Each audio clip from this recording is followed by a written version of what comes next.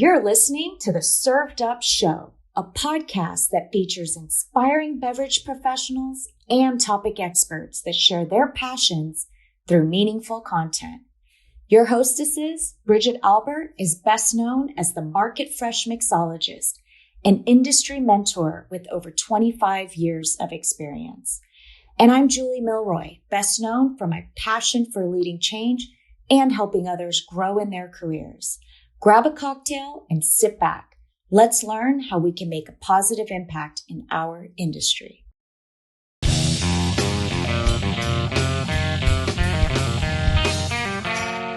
Hey y'all, it's Bridget here. Welcome to Served Up, your backstage pass to the vibrant world of beverages straight from the heart of Las Vegas. Recorded live at WSWA Access Live, we bring you exclusive insights and lively conversations with some of the industry's most influential voices. Join us as we deep dive into the art of science in beverages, exploring trends, innovations, and the stories behind your favorite drinks. From cocktails to spirits, Served Up is serving it all with a dash of style and a twist of sophistication. In each episode, we are joined by an exceptional lineup of guests, including an editor-in-chief, a seasoned beverage professional, the founder of a prestigious spirit competition, and CEOs and a spirit founder from beloved consumer brands. Together, they share their expertise, passion, and insider secrets, giving you a front row seat to the evolving world of drinks. Now, whether you are a connoisseur, an enthusiast, or simply curious about what's in your glass, Served Up is your go-to destination for all things beverage related. So sit back, relax, grab yourself your favorite drink, and enjoy the show. Hey y'all, it's Bridget here. Welcome to a special episode of Served Up. In this exclusive edition, we're honored to host none other than Tony Abou-Ganim, the founder of the TAG Global Spirits Awards. Join us as we uncover the fascinating journey behind one of the most esteemed spirit competitions in the industry. From insights into the judging process to trends shaping the world of spirits, Tony shares his unparalleled expertise and passion for the craft. So grab yourself your favorite drink, settle in, and let's explore the world of spirits with Tony Abou-Ganim.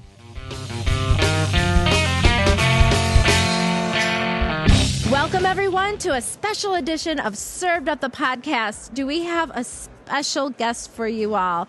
My dear friend, mentor, teacher, Mr. Tony Abou-Ganim. He's known as the Modern Mixologist. He's an author, a bar consultant, and the founder of TAG Global Spirit Awards. Tony, welcome to the show. Bridget, pleasure to be on. Hi, Julie. It's always an honor to have you. Could you share with our audience that might not know you, and I know there's not a lot of listeners that don't know your contribution to this industry. Can you share a little bit about what you've been up to and what you're doing now? No, absolutely, Julie. And again, thanks for having me on. I've spent the last 43 years of my life behind bars. It's been, but the good bars. The good bars, exactly, which is a great place to spend 43 years. I'm very, very, very blessed. I mean, I grew up in a bar family. The Helen David Relief Fund is a charity that I started in memory of my cousin Helen David, who opened a bar in 1937, and she was the first person to put a cocktail shaker in my hand in 1980. So spent pretty much all my life in bars, so it's been great. And what are you doing recently? Because there's a lot more than that you've been up to as the Modern Mixologist and the TAG Awards. Well, thank you. Yeah, it does seem like there's not a free minute in the day, which is great. I'm very, very blessed. But you mentioned the TAG Global Spirits Awards, which right now we are actively taking reservations, entries for the 2024 TAG Global Spirits Awards, which will be held right here at the Delano Hotel in Las Vegas, March 5th through the 8th. So you can enter your brands up until February 15th. We'd love to see you all in Las Vegas. And what we do is we have 3 days of judging, and Bridget's been a judge, and she'll be back again this year. we at the end of it on Friday, we do something we call the Pink Tie Party. And this is a big party. This year is going to be at the Ghost Bar at the Palms. We're taking over the whole place, and it's a fundraiser for the Helen David Relief Fund. So celebrating the end of the awards, but giving back to the bartending community and bartenders who are going through cancer treatment. Yeah, that's incredible. Would really love to know from you, Tony, how did the TAG Global Spirit Awards come to be, and how is it different than the others? Well, thank you, Bridget. Yeah, we judged San Francisco together. I had judged San Francisco for 22 years, 11 of those years as director of judges, and it was absolutely fantastic experience. But Dave Grapschi, Julio Romeo, and myself, we had a vision to grow that sort of competition into something that really brings in the end user, the consumer, our guests at our bars, to be able to experience part of what it's like being in a spirits competition. So we do dinners, we do tastings, educational tracks, and then, like I said, we end it all with the Pink Tie Party, which is a big fundraiser for the Helen David. Wonderful. Yeah, it's been a journey. We started 4 years ago, and I still remember sitting down at my kitchen table with Dave and Julio and Mark Deering, and trying to find the perfect glass. Because if you're going to enter the TAG Global Spirits competition, or any spirits competition for that matter, you want to make sure that your product is being evaluated in the best possible light. And we just couldn't find an existing glass that we felt worked for tequila, worked for rye whiskey, worked for vodka. So we sat down with every imaginable glass, and we said, well, we like the bulb here, but I'd like to extend it. I like the thickness of this. I want a stem.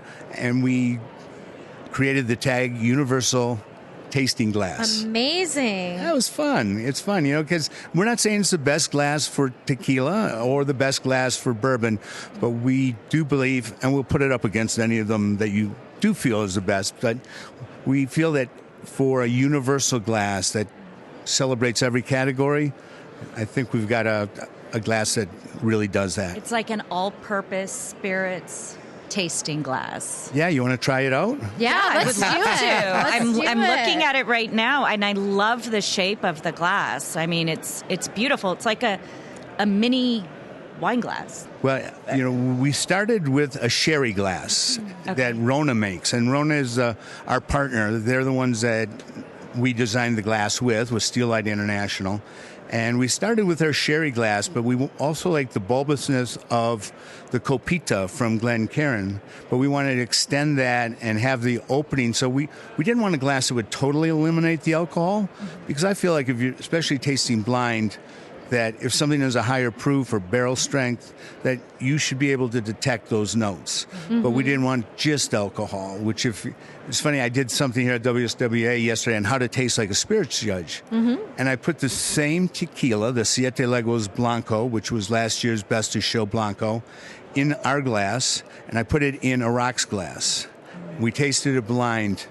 Nobody could believe it was the same. Wow. People says, is that a pisco, a light gin, a vodka?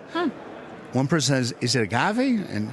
But same exact spirit. Just shows you how important the proper glass is for tasting, evaluating, and ultimately enjoying that spirit. Absolutely. Glass matters. There's happiness. Cheers. Cheers. Oh, I love that sound.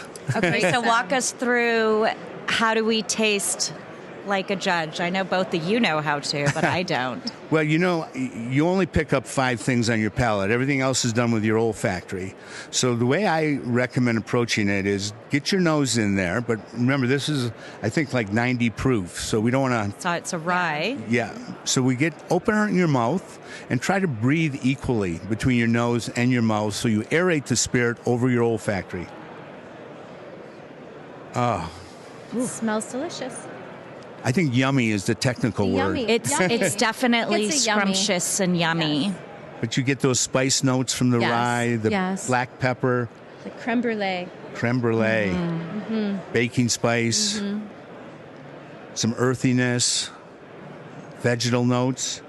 Getting thirsty just talking about it. Can we dive in? And I don't smell alcohol at all, actually. No. Yeah, and it's a higher proof And rye it's a whiskey. rye. Yeah, that's unusual. But you sense the presence of alcohol is there. It doesn't eliminate it entirely, but it elevates all those subtle aromatics. I would almost, and I'm not a spirits expert, but I would almost think this was a fortified wine by smelling it. Wow. Well, I can see where you could pick up some of the barrel notes that you might find in a, like I said, a sweet vermouth. All right, now, I always say you need to taste it twice.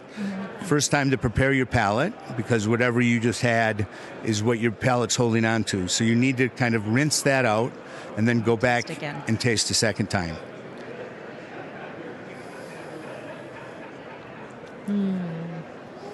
Evaluate how it feels on the palate, the mouthfeel. Oh. Spicy, right? Yeah, it's spicy, but it's also very creamy. Like, it really coats the palate.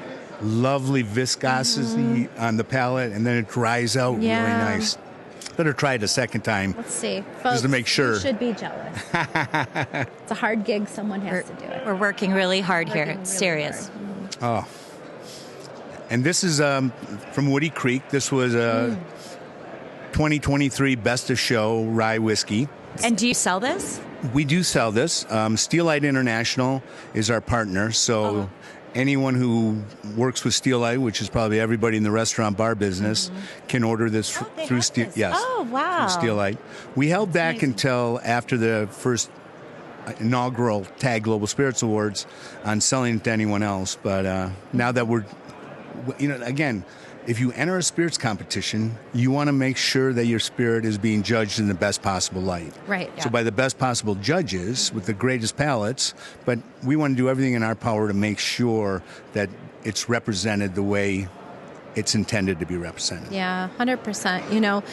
You've had such an amazing career, Tony. I've been fortunate to know you for a little over 20 years of your career. 25 years. Holy I know. 25 years with this guy. What is that? But I do have a question for you because, you've given so much to the community. You mentor so many of us, and you're, just such a great role model. But, for our listeners that are very curious about hospitality and maybe about entering the space, what advice can you give to them? Well, you hit it on the nose, Bridge. It's hospitality. Yes, we make drinks, we create drinks, we serve drinks, but I can make great drinks at home. To me, it's that art of hospitality. You go into a bar. I always say our job is to put smiles on faces. Right. You never know what kind of day that person had when they walked in the bar, and that's you want to lift their spirits. Big smile, handshake. I mean, some of my favorite bars and bartenders, I would never dream of ordering a Negroni. But the bartender knows my name, knows how the Golden Knights did, knows what stock market did, knows that this is my girlfriend, not my wife. And a big warm handshake. And it's just, like I said, pours me, a couple fingers of Jameson and a Guinness, and it's a fabulous experience. Hospitality. Yeah. I love to go to cocktail bars where, the definition of mixologist dates back to the 1860s, and it roughly goes like this. When a bartender has unusual interest and expertise in mixing drinks, they become mixologists. And I really believe that's true, but the key to that is when bartenders, we went through a bit of a pretentiousness in this industry for a short period of time, and that's not what this is about. Right. This is the hospitality industry. I've had some of my best drinks served to me by some bartenders that I would never go back to see. Right. I have too. I don't like to be told what I should be drinking, but I do like to be welcomed. Yes. And feel like I'm a friend, and where they do remember your name. Well, I always say to young bartenders, I can teach you to make a great Negroni, great martini. I just can't teach you to love making that drink. Right. And I read somewhere from a Japanese bartender said, if you don't love making drinks, your customers aren't going to love drinking them. Oh, that's so true. That's. We should put that on a T-shirt. Let's do it. Yeah. What does it mean to you to be back here, and how does that impact you? When we opened Bellagio, it was just as this kind of craft, fresh thing was happening. I had met Dale DeGroff at the Rainbow Room in 1993. I went back to San Francisco in 95 and reopened the Starlight Room with Harry Denton and put a fresh program together and classic cocktails that were lost and forgotten. And it was the first time I started creating some original cocktails like the cable car. And that was it was a beautiful time, but we were all learning. There wasn't the internet where you could Google a Boulevardier and get 100,000 hits in a nanosecond. You had to get books and do some research and things like that. It was just so much different than it is today. But I really believe that when I started in 1980, I would tell people, they said, well, what do you do for a living? And I said, I'm a bartender. And the next question would always be, well, what do you want to do for a living? It was, I don't know. I'm having a good time being a bartender. It was a job that you didn't aspire to as a career back then. Even Helen, she said, I want to send you to culinary school to be a chef, because that was a little more credible culinary position. And she ran a bar for almost 70 years. I just love being behind the bar. Yeah. That's, if I had to say the one thing that I missed the most, is not being behind the bar on a regular tip. Not having that interaction with the guests. We have Libertine Social over at Mandalay Bay, so I get a chance to go back, but rarely am I making drinks. Usually it's like Bridget said, polishing glasses or, glorified bar back. But I'm back behind the bar and I'm talking to the guest. I just love it. I mean, your happy place. It really is. Yeah. It really is. So I think maybe when I retire, I'm just going to retire and work behind the bar 4 or 5 nights a week. Not too busy of a bar, though. No. Yeah, not too busy. Close it whenever you want. Yes, and, yes. Pick and choose who gets to come in. Exactly. You're nice. Oh, not so nice. No, you're not allowed. You're not allowed. Oh, that's great. So what's new and exciting that's coming up that you'd like to share with our listeners? And I know, obviously, the TAG Awards in March.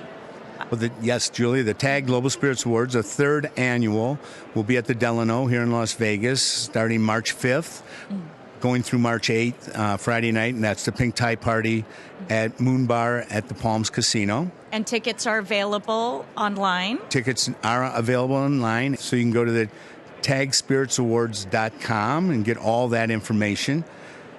And then I just came back from the Caribbean. I don't know if you noticed. You got a nice and tan in January. Nice bronze Looking going good. on. Yeah. Well, for the last year, I've been working with Royal Caribbean Cruise Lines.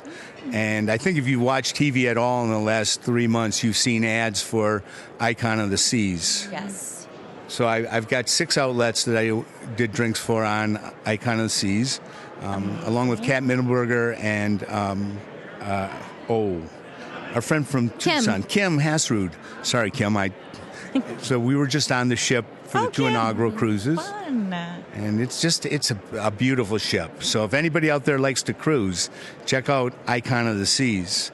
It's the largest cruise ship ever. Yeah, I think it just pulled into Miami. Yeah. Yep. Were you on it? I was. I got off should have called. Friday. I would have come by and say hello. Yeah, well, we got to get you guys on a cruise. We could do the show from the ship. Let's do it. I like Served that up idea. from the Did seas. you guys hear Served up that? from the Served sea. up from the seas. It's got a ring to it. It does. I'm pretty sure they named that boat after you developed their beverage program.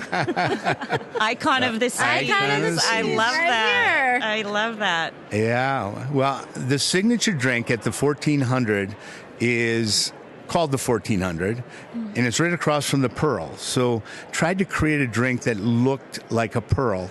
So I worked with Dress to Drink, and we created this shimmer syrup. And then it's Casamigos Blanco. You get bergamot from Italicus, and then some fresh lemon juice. What we do then is we put, from a flavor blaster, a citrus bubble on top. Oh, cool. Which gives, again, the impression of a pearl. When I was on the no one even drank the drink without Instagram, taking a picture of it. And we're doing like 200, 250 of them a day. Wow. Crazy. wish I got a commission on that. That's amazing. You hear that, bartenders? Make your drink Instagrammable. People, loved it. I was there last Thursday, and bartender had like 12 of them lined up across the bar, and it was just everybody was photos and videos. It was like a whole row of pearls. Yeah, like a roll of pearls. Yes. Well, with that said, you know what, Tony, we just want to wish you just some great health and a ton of peace. Love you to the moon, brother. Thank you for being on Served Up. Thank you. Pleasure. Cheers. And that's a wrap, folks. Thanks for listening. Served Up is brought to you by Southern Glazers Wine and Spirits. Produced by Zunu.online. Music by We Killed the Lion can be found on Spotify. Make sure to subscribe to be notified of future Served Up episodes. Cheers!